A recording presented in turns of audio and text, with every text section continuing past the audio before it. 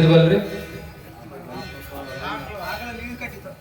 ಆಕಳ ನೀರು ಕಟ್ಟಿತ್ತ ಲಿಂಗ ಕಟ್ಟಿದ್ದ ಇಲ್ಲ ಬಹಳ ಖುಷಿ ನೆನಪಿಟ್ಟುಕೊಂಡಿದ್ರೆ ತಮ್ಮೆಲ್ಲರಿಗೆ ಜೋರಾದ ಚಪ್ಪಾಳೆ ಮುಖಾಂತರ ನಿಮಗೂ ಸಮೇತ ಭಕ್ತಿಯ ಪ್ರೀತಿಯ ಸ್ವಾಗತವನ್ನು ಬಯಸಿ ಯಲೇಶ್ವರ ಕೇತಯ್ಯ ತನ್ನ ಮನೆಯಲ್ಲಿ ಇರ್ತಕ್ಕಂಥ ಆಕಳಕ ಸಮೇತ ಏನು ಲಿಂಗ ಕಟ್ಟಿದನಲ್ಲ, ಕೆಲವು ಜನ ಏನ್ ಮಾಡಿದ್ರು ಅಂತಂದ್ರೆ ಆಕಳ ಕಳು ಮಾಡುವ ಹೊಡ್ಕೊಂಡು ಹೋಗ್ಬಿಟ್ರು. ಅತಿ ಸಹಜವಾಗಿ ನಿಮ್ಮೆಲ್ಲರಿಗೂ ಗೊತ್ತಿರುವಂತ ವಿಚಾರ, ಎಲ್ಲೇನ ಚಲೋ ಮನಿತನ ನಡೀತಿತ್ತು ಅಂತಂದ್ರೆ ಲಿಂಬೆಣ್ಣ ಆದ್ರೆ ಇರ್ತದೆ, ಇಲ್ಲ ಅಂತಂದ್ರೆ ಅವ್ರ ಮನೆ ಕಳು ಆದ್ರೆ ಆಗಿರ್ತಾವ. ಇದು ಒಂದು ನಾವು ತಿಳ್ಕೊಳ್ಬೇಕಾಗ್ತದಲ್ಲ. ಅಲ್ಲಿ ಯಲೇಶ್ವರ ಕೇತಯ್ಯನ ಆಕಳಗಳನ್ನ ಹೊಡ್ಕೊಂಡು ಹೋಗ್ಬಿಟ್ರ. ಒಂದು ದಿನ ಹೋಯ್ತು, 2 ದಿನ ಹೋಯ್ತು, 3 ದಿನ ಹೋಯ್ತು. ಅವ್ರೇನ್ ಕಳು ಮಾಡಿ ಕಳ್ಳರು ಹೊಡ್ಕೊಂಡು ಹೋಗಿದಾರಲ್ಲ, ಹುಲ್ಲು ಹಾಕಿದ್ರು, ನೀರು ಹಾಕಿದ್ರು, 3-4 ದಿನ ಆದ್ರ ಸಮೇತ ಆಕಳ ಹುಲ್ಲು ನೀರು ಮುಟ್ಲಿಲ್ಲ. ಇವ್ರಿಗೆ ಆಶ್ಚರ್ಯ ಆಯ್ತು. ಯಲೇಶ್ವರ ಕೇತಯ್ಯ ನಮ್ಮ ಮನೆ ಮುಂದ ಆಕಳ ಇರ್ತಕ್ಕಂಥವ್ ಯಾರೋ ಕಳು ಮಾಡಿ ಹೊಡ್ಕೊಂಡು ಹೋಗ್ಯಾರ ಅಂತ ತಲೆ ಕೆಡಿಸ್ಕೊಂಡ್ಲಿಲ್ಲ ಅಂತ. ನಿಮ್ಮಂತರ ಆದ್ರೆ ಕಂಪ್ಲೇಂಟ್ ಕೊಡ್ತಿದ್ವಿ, ಹೌದಲ್ರಿ, ಕಳೆದವ ಅಂತ. ಇಲ್ಲ ಅಂತಂದ್ರೆ ಹುಡುಕಾಡೆ ಬರ್ತಿದ್ವಿ, ಇಲ್ಲ ಅಂದ್ರೆ ತಾತನವ್ರ ಹತ್ರ ಹೋಗಿ ಕೇಳ್ಕೊಂಡಾದ್ರೂ ಬರ್ತಿದ್ದೀವಿ. ಆತ ತಲೆ ಕೆಡಿಸ್ಕೊಂಡ್ಲಿಲ್ಲ.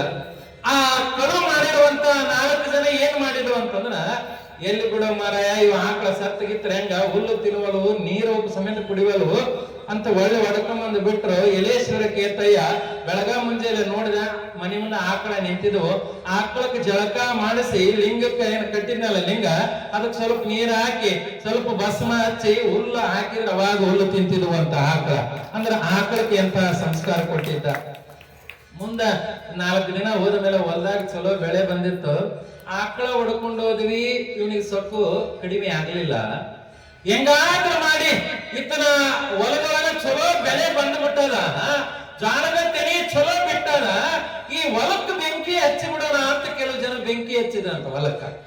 ನಮ್ ಜನ ಸಾಮಾನ್ಯ ಅಲ್ಲ, ಯಾರನ್ನ ಚಲೋ ಮನಿ ಕಟ್ಟಿದ್ರು ಅಂದ್ರು ಸಹಿಸಂಗಿಲ್ಲ, ಚಲೋ ಹೊಲ ತೊಗೊಂಡ್ರು ಸಹಿಸಂಗಿಲ್ಲ, ಚಲೋ ಬೈಕ್ನಾಗ ಅಡ್ಡಾಡಿದ್ರು ಸಂಕಟ ಜಾಸ್ತಿ ಇರ್ತದಂತ. ಒಂದು ತಿಳ್ಕೊಳ್ಬೇಕಾಗ್ತದ, ಸುಮ್ಮನೆ ಆಲೋಚನೆ ಮಾಡೋಣ. ಪಾಪ ಕರ್ಮ ಹೆಂಗಿರ್ತದೆ ಅಂತಂದ್ರ, ಮ್ಯಾಕ್ ಮಾಡಿ ಉಗುಳಿದ್ರೆ ಏನಾಗ್ತದೆ ನಮ್ಗ ಬರ್ತದ. ಇಷ್ಟೇ ನೋಡೋದು, ಪಾಪ ಅನ್ನೋದು ಇಷ್ಟೇ ಅದು. ಅದ ನಾವು ಹೊಲಕ್ಕೂ ಹೋಗಿ ಜ್ವಾಳ ಬಿತ್ತಿದ್ರೆ ಜ್ವಾಳನೇ ಬರ್ತದ, ಗೋಧಿ ಬರಂಗಿಲ್ಲ. ಏನು ಬಿತ್ತುತ್ತೀವಿ ಅದೇ ಬರ್ತದಂತ. ಇರುವಷ್ಟು ದಿನ ಒಳ್ಳೇದು ಬಿತ್ತಬೇಕಂತ ಇಲ್ಲಿ 4 ಜನ ಏನ್ ಮಾಡಿದ್ರು ಅಂತಂದ್ರ, ಹೊಲಕ್ಕೆ ಜ್ವಾಳದ ಹೊಲಕ್ಕೆ ಬೆಂಕಿ ಹಚ್ಚಿದ್ರು, ಇಡೀ ಹೊಲ ಸುಟ್ಟು ಹೋಯ್ತು. ಮತ್ತೆ ಬಲ್ಲವರು ಕೆಲವು ಜನ ನಿಮ್ಮಂತ ಒಳ್ಳೆಯವರು ಬಂದು ಯಲೇಶ್ವರ ಕೇತಯ್ಯನವರು ಮುಂದೆ ಹೇಳಿದ್ರು, ಏನ್ರಿಪ್ಪ ನಿಮ್ ಚಲೋ ಹೊಲಕ್ಕೆ ಯಾರ ಬೆಂಕಿ ಹಚ್ಚಿ ಬಿಟ್ಟಾರ, ಇಡೀ ಹೊಲ ಸುಟ್ಟು ಬೂದಿ ಆಗಿಬಿಟ್ಟದೆ ಅನ್ನುವಾಗ ಯಲೇಶ್ವರ ಕೇತಯ್ಯನವರು, ಹೌದೇನ್ರಿಪ್ಪ, ಆಗ್ಲಿ ಬಿಡ್ರಿಪ್ಪ, ಶಿವನಿಚ್ಛೆಯಂತೆ ಆಗ್ಲಿ, ನಮ್ಮ ಲಿಂಗ ಪೂಜೆ ಹೊತ್ತಾಗಿದೆ ಅಂದ್ರ ಅಂತ. ನಿಮ್ಮಂತರ ಆದ್ರೆ ಅಲ್ಲೇ ಹಾರ್ಟ್ ಅಟ್ಯಾಕ್ ಆಗಿ ಜೈ ಮಂಗಲಂ ನಿತ್ಯ ಶುಭ ಮಂಗಲಂ ನಮ್ದು ಹಿಂಗೆ ಆಗಿಬಿಡ್ತದಲ್ಲ. ಅಲ್ಲಿ ಯಲೇಶ್ವರ ಕೇತಯ್ಯ ಹೀಗೆ ಆಲೋಚನೆಯನ್ನ ಮಾಡ್ಲಿಲ್ಲ. ಹೌದೇನ್ರಿಪ್ಪ, ಶಿವನಿಚ್ಛೆಯಂತೆ ಆಗ್ಲಿ, ಕೊಡುವಂತವನು ಅವನೇ, ಕಸಿದುಕೊಳ್ಳುವಂತವನು ಅವನೇ, ಕಾಡುವಂತವನು ಅವನೇ, ತೊಡೆಯ ಮೇಲೆ ಕೂಡಿಸಿಕೊಂಡು ಪ್ರೀತಿಯಿಂದ ಮಾತನಾಡುವಂತವನು ಅವನೇ, ಆಗಿರುವಂತೆ ಯಾಕೆ ಕೊಡ್ರಿಯಪ್ಪ ಅಂತ ಹೋಗಿ ಜಳಕ ಮಾಡಿ ಲಿಂಗ ಪೂಜೆ ಮಾಡ್ಕೊಂಡು ಹೊಲಕ್ಕೆ ಬಂದು ನೋಡಿದ. ಅಲ್ಲಿ ಇಡೀ ಹೊಲ ಬೂದಿ ಆಗಿತ್ತು. ಬೂದಿ ಕೈಯಾಗಿ ಹಿಡ್ಕೊಂಡು ಲಿಂಗೈಗೆ ಮುಟ್ಟಿಸಿ ಭಗವಂತನ ಗುರುವಿನ ಧ್ಯಾನವನ್ನ ಮಾಡಿ ಹೊಲದಾಗ ಬೂದಿಯನ್ನ ಬಿತ್ತಿ ಬಂಗಾರದಂತ ಬೆಳೆ ಪಡೆದ ಯಲೇಶ್ವರ ಕೇತಯ್ಯ ಅಂತ ಇದೆ. ಈ ವಿಚಾರ ನಾನು ಯಾಕೆ ಹೇಳಿದೆ ಅಂತಂದ್ರ, ಲಿಂಗ ಪೂಜೆಯೊಳಗ ಅಂತ ಶಕ್ತಿ ಇರ್ತದಂತ.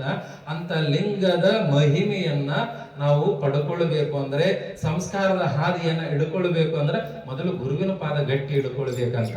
ಎಲ್ಲಿವರೆಗೆ ಗುರುವಿನ ಪಾದ ಹಿಡ್ಕೊಳ್ಳೋದಿಲ್ಲ, ಎಲ್ಲಿವರೆಗೆ ಗುರುವಿನ ದರ್ಶನ ಆಗೋದಿಲ್ಲ, ಅಲ್ಲಿವರೆಗೆ ನಮ್ಮ ಬದುಕಿನ ಕಿಮ್ಮತ್ ನಮಗ ಗೊತ್ತಾಗೋದಿಲ್ಲ ಅಂತ.